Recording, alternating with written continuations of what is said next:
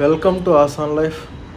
ఈరోజు 17వ రోజు 365 రోజుల సూర్య నమస్కారాలు ఛాలెంజ్లో. యాక్చువల్గా మీరు చూస్తున్నారు కదా, చాలా సింపుల్ అండ్ పవర్ఫుల్ అండి సూర్య నమస్కారాలు. ఇందులో మనం 8 రకాల ఆసనాలని 12 ఒక సెట్కి 12 ఆసనాలు లెక్క, ఒక సైకిల్కి 24 ఆసనాలు చేస్తాం. అవి రిథమిక్గా మనం చేయటము, దాంతోపాటు ప్రాణాయామ ఏదైతే ఉందో ఇన్హలేషన్ ఎక్సలేషను, ఇది అనుసంధానం చేయటం వల్ల అది అంత పవర్ఫుల్గా తయారవుతుంది.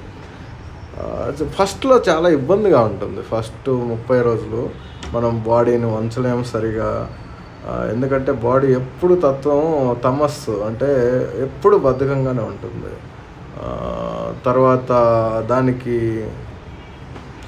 తర్వాత వచ్చేసి ప్రాణాయామాన్ని అనుసంధానం చేయలేము, ఇన్హలేషన్ ఎక్సలేషన్ చేయలేము. బాగా చెమట పడుతుంది, బాగా అలసట వస్తుంది, ఎక్కువ చేయలేము.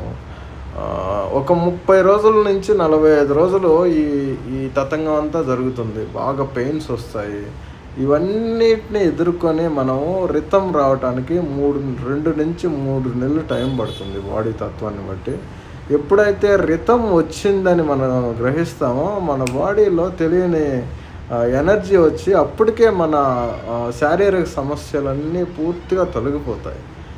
ఇవి నేను అనుభవించి చెబుతున్నా. గత 7 నెలలుగా నేను చేస్తున్నాను. ఇప్పుడు ప్రస్తుతానికి ఒక గంట 20 నిమిషాల్లో 54 సైకిల్స్, అంటే 108 సూర్య నమస్కారాలు చేసే అంత స్టామినా అయితే నేను పొందగలిగాను. ఇంతకంటే ఆరోగ్యంగా 42 సంవత్సరాలలో ఊహించలేము. అంటే వితౌట్ సూర్య నమస్కారాలు నేనైతే ఊహించలేను. దీనివల్ల సూర్య నమస్కారాల వల్ల ఆయుస్సు ఖచ్చితంగా పెరుగుతుందని భావిస్తున్నాను. ఎందుకు అంటే ఒక మనిషికి యుక్త వయసులో ఉన్న వాళ్ళకి, ముసలి వాళ్ళకి తేడా ఏంటంటే, మనం ఈ లంగ్ కెపాసిటీ పెరుగుతుంది, స్పైన్ అద్భుతంగా ఫైన్ ట్యూన్ అవుతుంది, అంటే ఫ్లెక్సిబిలిటీ పెరుగుతుంది.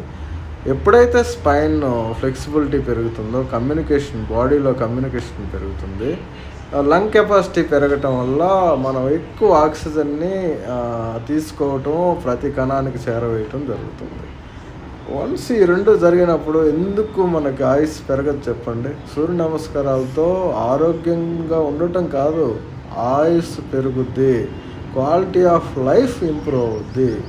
ఇన్ని జస్ట్ సూర్య నమస్కారాలతో జస్ట్ 20 మినిట్స్లో వస్తున్నాయి అంటే మనకి నమ్మశక్యం కాని విషయంగా భావిస్తున్నాం. ఎందుకంటే టాబ్లెట్లకి, హాస్పిటల్స్కి బాధలు చెప్పుకొని సంతృప్తి చెందటానికి, అంటే శారీరక బాధలు, వీటికన్నిటికీ అలవాటు పడిపోయి ఇవి చేయటానికో లేకపోతే దీని పట్ల అవగాహన లేకనో చాలామంది దీన్ని నెగ్లెక్ట్ చేయటం అనేది జరుగుతూ ఉంది. నేను ఇప్పుడు వివరాలు ఇస్తాను మీకు, 12 ఆసనాలు ఏంటనేది.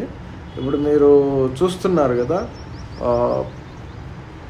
ప్రణామాసనం నుంచి మొదలు పెడదాం. ఇప్పుడు తర్వాత ప్రణామాసనం వస్తుంది. ఫస్ట్ 1 ప్రణామాసన, 2 హస్త ఉత్తానాసన, 3 పాద హస్తాసన,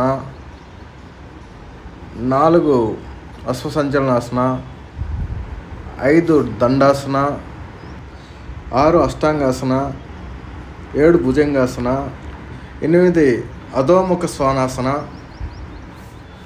9 అశ్వసంచలనాసన, మళ్ళా 10 పాదహస్తాసన, 11 హస్త ఉత్తానాసన, 12 ప్రణామాసన. ఈ విధంగా సింపుల్గా రిథమిక్గా ప్రాణాయామాన్ని అనుసంధానం చేస్తూ ముందుకి వంగినప్పుడు గాలి వదలటం, వెనక్కి వంగినప్పుడు గాలి పీల్చుకోవటం, ఇదే మనం చేయాల్సింది. ఒక్క దండాసనాలోనే గాలి వదిలి రిటెన్షన్ చేస్తాం.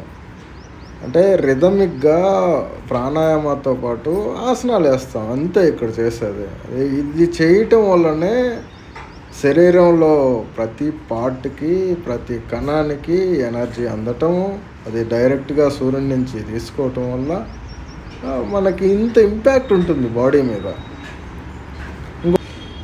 ఇంకొకసారి చెబుతున్నాను, సూర్య నమస్కారాలకు ముందు ఖచ్చితంగా వామప్ చేయటం వల్ల మనం ఒకేసారి హీట్ జనరేట్ చేయటం వల్ల జరిగే మజిల్ డ్యామేజ్ని కాపాడుకోవచ్చు.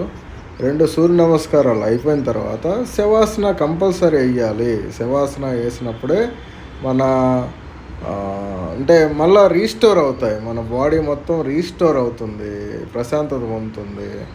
తర్వాత యాక్టివిటీస్ నార్మల్, మళ్ళీ డైజెస్టివ్ సిస్టమ్ కావచ్చు, రక్త ప్రసరణ కావచ్చు, ఇవన్నీ సజావుగా ఒక మా నార్మల్ స్థితికి వచ్చేస్తాయి అన్నమాట. Okay, thank you very much.